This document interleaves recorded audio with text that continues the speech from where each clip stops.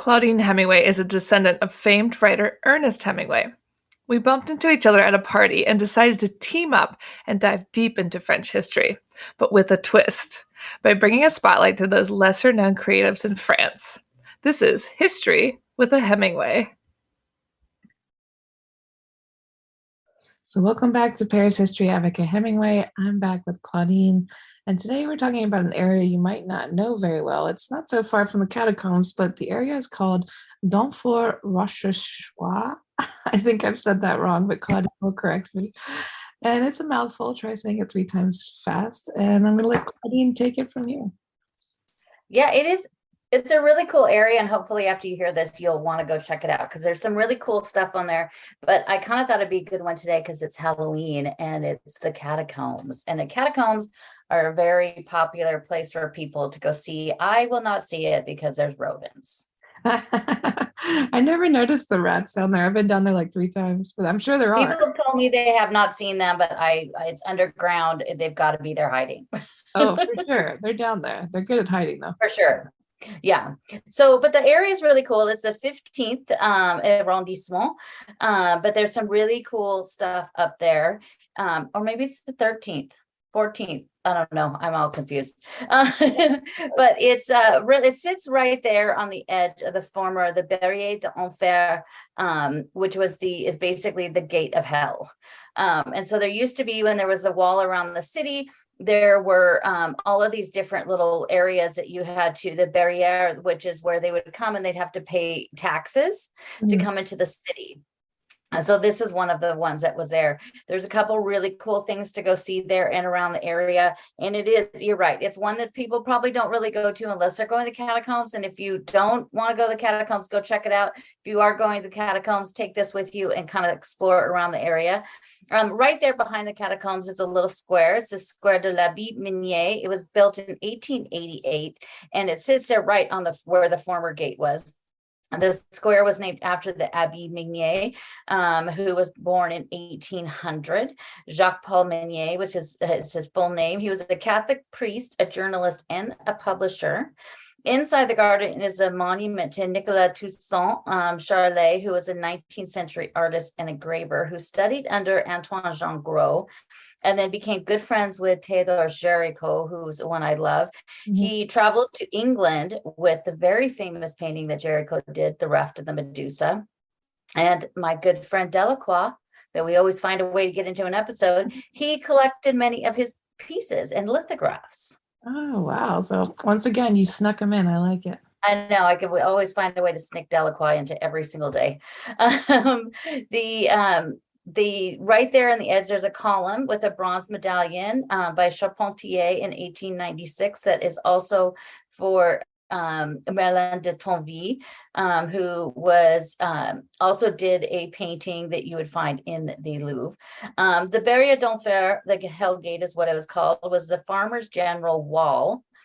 Most of these are gone throughout the city. You'll find some that are in the Parc Monceau, and then out at La Villette, but that's about it. Most of these really cool buildings are gone, except for you do have 2 cool buildings that basically face each other that are kind of standing where it was.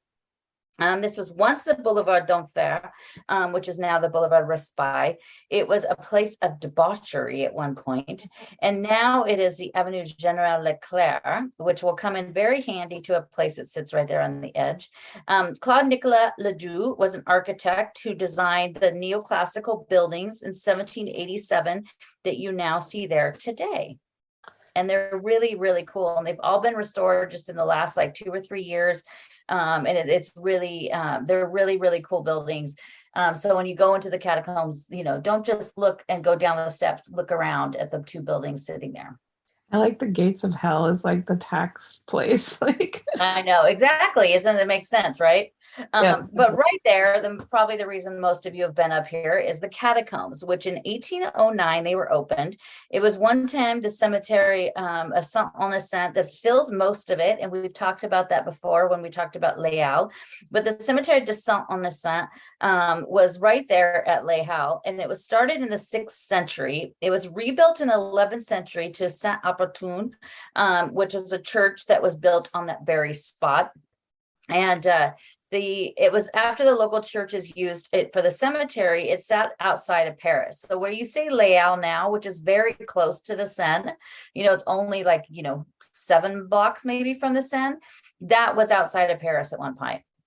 So all of these churches and all these parishes use those as basically where they put the bodies, the dead bodies. Mhm. And pretty much, and I say it that way because that's pretty much how they were treated, just as dead bodies.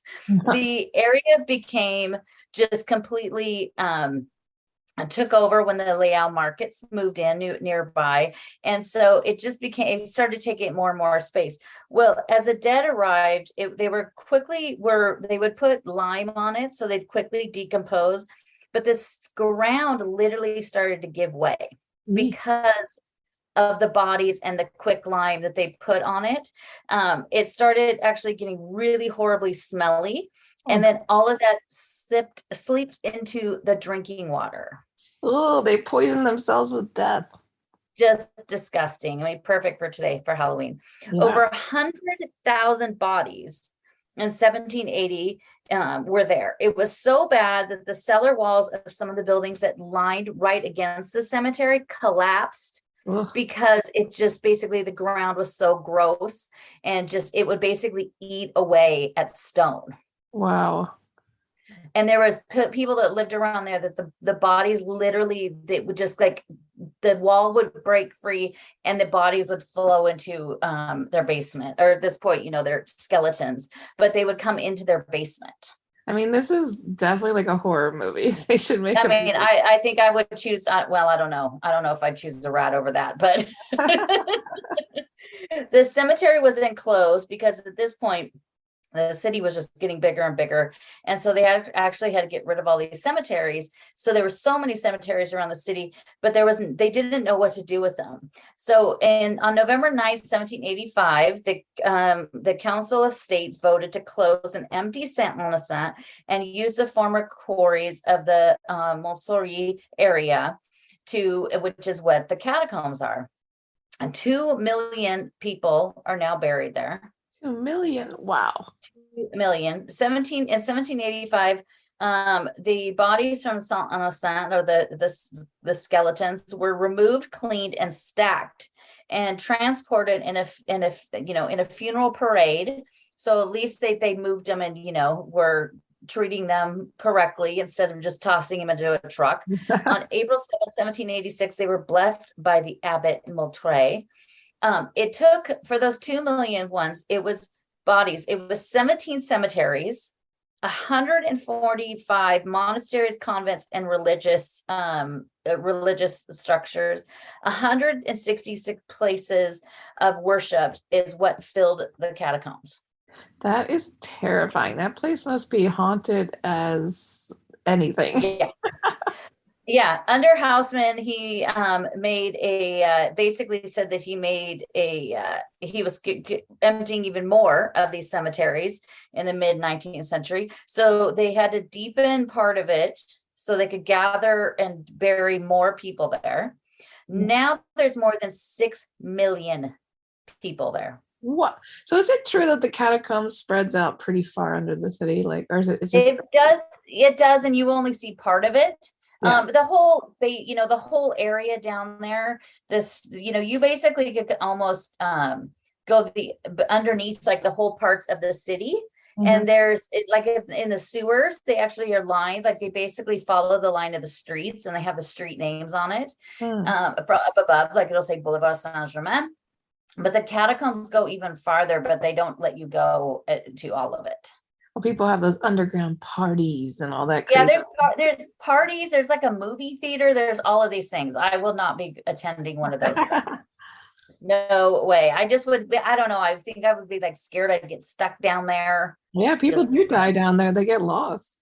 I know. Well, good. I guess it's a good place to die. Just put, wait for them to become a skeleton, just stack them up. Yeah. During the Revolution, more people were buried there.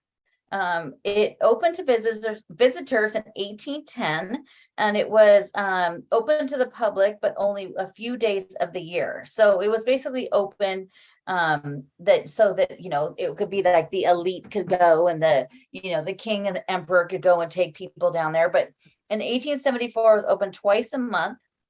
And the last person buried down there was December 1933. What? That's really recent. That's within 100 years. Yeah. In 1983, they added electricity. And what you see now is 2 kilometers in length. Wow. Yeah, it's open if you want to go. It is a very hard ticket to get. They have since changed because I have some clients I do trip planning for, and they've wanted to go. They basically release the tickets about a week out. When it used to be like a month out, now it's a week out. So you really have to keep an eye on it and really time it. It's cheaper if you want to wait till the day of, but you're really rolling the dice because during certain times of the year, that's almost impossible. But it's open Tuesday through Sunday from 10 to 5. There's always a line wrapped around the building. Yeah. There's lots of steps to get down and to get up. And if you're a little claustrophobic, because sometimes the ceilings can be pretty low, you just have to be careful. I had a client that went down there, was very claustrophobic, and she was not happy. She was not happy. She was not thrilled with the experience. But I just think it's also like, I don't know. I mean, I just think that it's like, it's literally like it's a grave. And I don't know, I'm just, because my love of history and everything, like when I go to cemeteries, I don't step on the graves. Yeah. You know, I walk around them. I just think that it's just like, I don't really think that something where people, like 6 million people are having their final, you know, spot on earth should be a place where people just walk by and take pictures. Yeah, it is kind of disrespectful and highly popular. I guess the state makes a lot of money off of that one, but yeah, it's a little grim.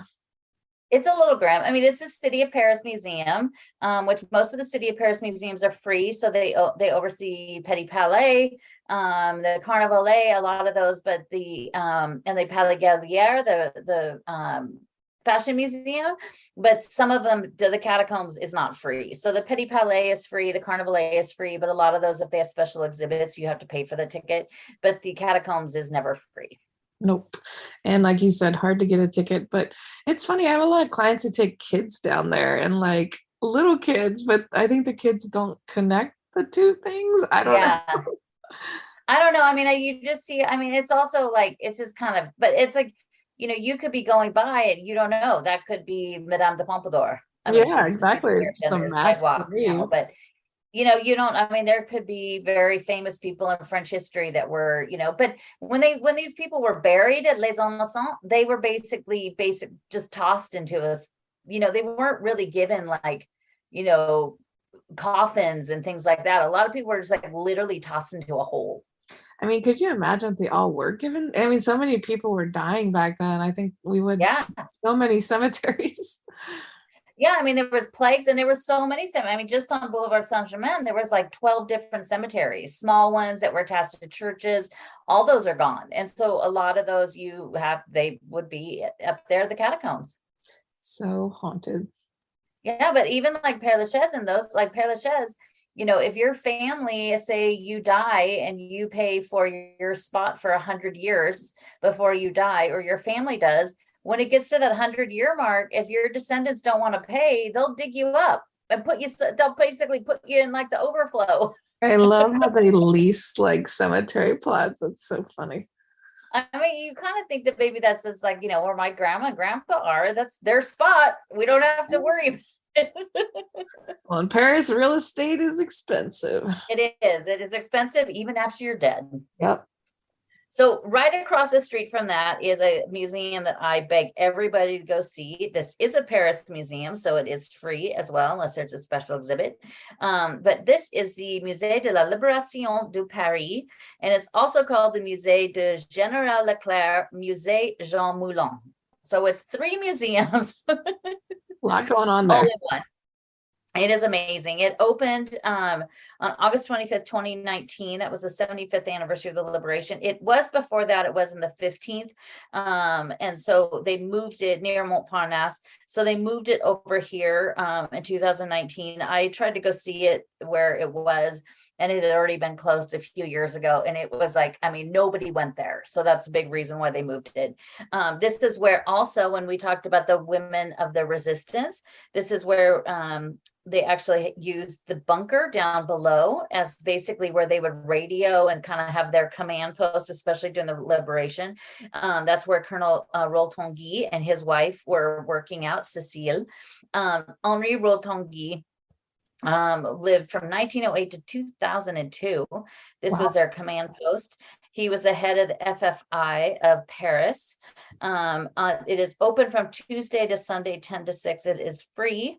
Unless there is a special exhibit, but it is absolutely amazing, and it is so well done. And you go through, it's all chronological, and you will go through every emotion that you could have. You will be, you know, heartbroken and sad and crying, and then once you get to the end, and you hear all of the like recordings from the people cheering on the Champs-Élysées when the liberation, you know, parade was happening, and you just kind of feel this like elation, and you're so happy at the end. But it's really, really beautifully done, and it has really cool stuff to see. But it has like, just go in there, just read about all the stories of these amazing people that put their entire life on their line to save the country. Yeah, it's really new and fresh. And like, I went there, I shot video of the dress there, because like women would make these liberation I'm obsessed dresses. with that dress. Yeah, it's beautiful. And like you said, like still there's not very many people who go there. It's free, it's empty, like definitely worth a visit. Yeah, it is really, it is. Yeah, it's just nobody goes there, which is kind of sad. And it's, you know, you could go, I mean, don't ever use my timing, because I could take 3 hours in a museum looking at everything, but you know, you could walk through it in like an hour and a half or so. Yeah. So, you know, go up early that day and try to, you know, get your day of ticket for the catacombs. And then while you wait, go across the street. Exactly. And it was really smart of them to put it at the catacombs. So that Yeah, it was. So, I mean, but I still, I mean, it's like the couple times I've been there, I'm usually like the only one yeah, that's they're there. not really great about advertising it. No, I mean, I think, you know, in August, it usually has a few more people. They've done some cool exhibits there when they have special exhibits. I think right now it's the female war photographers. Mm-hmm. So you should go check that out. But they did one that was like the Exodus a few years ago. So it was everybody that was trying to flee Paris. That one was actually really, really interesting and really cool. But it's a great one to go see, and it is free. So, you know, there's no excuse. Exactly. Get your butts over there and get out of the haunted cave and go over to the Liberation Museum. Yeah. So right after that, when you walk back outside, you see a huge turnaround, and that's the Place d'Enfer Rochereau. After that comes many streets, the Boulevard Raspail, Arago, Saint-Jacques, Colon, Henri Roltonguy, and René Coty come off of that street. Also General Leclerc, Foy de Vaux, and then Considerant and Grancy. So it's a huge, huge turnaround. It is named for the RSD d'Enfer Rochereau, who lived from 1823 to 1878. He was an engineer in Belfort. In October 1870, he was made a lieutenant colonel, where he defended Belfort, which is a city in France, until he left in February 1871. And so why I mentioned Belfort is because it comes it's very apropos to this little section. In the middle of it is a great big lion that proudly sits back and has his head up in the air. It is called the lion, the Lion de Belfort, the Lion of Belfort. And it was done by Auguste Bartholdi, who you might know better from doing the Statue of Liberty. Ah, so cool. I never knew that. Yeah, he was commissioned in 1875 to do it. He spent quite a bit of time doing it. He had done a very large one out of stone that's down actually in the town of Belfort. And then when they wanted to do this, they commissioned him to do another smaller version of it and do it in bronze. Bartholdi also fought in the Franco-German War of 1870, and the Lion of Lucerne by Bertoldo Tropenzon in 1819 was his inspiration, which is one that's in Switzerland that I have a picture of my grandparents standing in front of, which is really cool. That one was done in dedication to the Swiss guards that were killed at the Tuileries when they were trying to protect Marie Antoinette and Louis XVI. It took 5 years to complete. And then it's the one down in Belfort is the largest stone statue in France. In France, wow. Yeah, it's huge. He's laying down, his right foot steps on an arrow that's kind of pierced between his toes. So you kind of see him, his head is held up high. And so it's a very regal, and symbolic look to basically kind of for Belfort and also for Denfert, because, he did all this to help, protect the city. In 1880, the city of Paris, that's when they ordered the copy made, is a third of the size. So when you go and see this thing and you see how big it is, they just think the other one is 3 times bigger. That's wild. Yeah, it's pretty huge. Right off of that, one of the streets that I always like, because I do love the little story of these markers, is the Boulevard Arago. And a lot of people, when I give my tours in person, especially around Saint-Germain and the Louvre, I always point out these Arago markers, and a lot of people know these because of the Da Vinci Code. And they are these bronze circle markers that say Arago on them, and then it has an N and an S for north and south, and they mark. Were dedicated to Francois Arago, who was born February 26, 1786 in Roussillon. In 1805, he joined the Paris Observatory. And at 23 years old, in 1809, he was elected to the Academy of Science and named a professor of geometry, something that none of us wanted to do in school. He ended up becoming basically, he was head of the observatory. He was a minister of the marine and a head of state. He was basically a prime minister for what they had at that point. But Francois Arago was revised and extended the original meridian. So when we have like the what is it called? The Greenwich Meridian is what we use everything now. So, when we say the time zones and everything, that's all because of the Greenwich Meridian. But this original one was the Paris Meridian. And he was the one who made it so it went even longer. Wow. In 1634, Cardinal Richelieu and Louis XIII basically started that and did the work to say we need to figure this out. But then it was Arago who was able to finally extend it and to do that at that same time. And so he recalculated it, having it stretch all the way up to the Shetland Islands to the Balearic Islands. And then in 1884, the Greenwich Meridian stole it all away. They took all the credit. So it was very sad. It's about 17 degrees. So it goes more through Le Havre and Bordeaux. So if you kind of know the map of France, so it's quite 17 degrees is quite a ways. But the Arago markers that you'll see, and I have people all the time ask me what they are, but it did Da Vinci Code, the book and the movie especially really kind of made people realize what those were, even though it's a little different from in the movie. But in 1994, a Dutch artist named Jean Dibert wanted to create a memorial to Arago that would mark the Paris Meridian. In 135 medallions, now only 120 or so remain. They run north to south for 5.7 miles. They go from the Avenue de la Porte de Montmartre in the 18th all the way to the City University in the 14th. In the Da Vinci Code, they were the Rose Line, where they thought that's where they were going to find Mary Magdalene underneath it. But it is pretty cool. His name, Arago, there's a bust of him in the Louvre that I love to visit. His name is on the Eiffel Tower.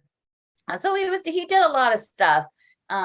He really should be remembered, and it's kind of cool that they now have these markers. There's ones that literally go through the center of the Louvre, which is so cool. I love to see those. They go inside some of the galleries. So I always love to point those out to people. But if you watch the Da Vinci Code, you'll see Tom Hanks running through the Palais Royal and the Louvre, running past the markers that are very shiny. And some of the ones in the movie are not in the place where they are in real life.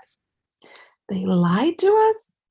Damn Hollywood. I've had people send me messages that they're walking around San Supplice and they walked around it 4 times. They still can't find the markers. I was like, oh, no, that's Hollywood. Not real. Yeah. But right there, it kind of also goes right to the Paris Observatory, which was opened in 1667. It was in 1666 that Louis the 14th and Jean-Baptiste Colbert decided to add the Royal Academy of Science. The Royal Observatory was created December 22nd, 1666. Claude Perrault, who was the brother of Charles Perrault was the one who wrote things like Cinderella. Claude Perrault was the one who designed it. He's also the one that designed the colonnade part of the Louvre, the very back of it. But they built this observatory that if you go to the Musée de Luxembourg and you look all the way down, you see it. It's on the south end of the garden. Originally, the Cassini family, Giovanni Domenico Cassini, they were the family that stayed there. They basically from the first to the 125 years later, it all the way went down to the great-great-grandson, Jean Dominique Cassini. They all lived there and took care of it. Wow, they were protecting it. Yeah, but it's the largest astronomy research location in all of Europe. Wow. They have some huge telescopes and everything that come out. Used to be able to go inside and visit it. It's been closed for a while because they said they're doing construction, but I keep trying to watch to see. It hasn't even been open on that special weekend every September because I'd love to get in there and see it. But in there is a very large telescope and it's named after Arago. I love that.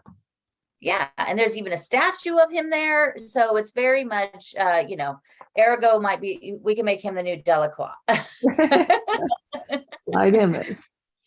He's not, we're not going to find him as often in all of those places, but but it is a really cool area to go see and go walk around. There is also a prison. I was like, what's that word? There's a prison that's very close to there too, that has had quite a few many big names in when I was looking some of them up. I was just like, who the heck is that? But it some of them are like, big. If you know French news, a lot of people aren't going to know who the people are, but it is interesting because it's the Santé prison, so it's basically in Paris proper. That's right there on the edge, and it's kind of where they put people before they transport them out to the bigger prisons outside of the city. But they still use it?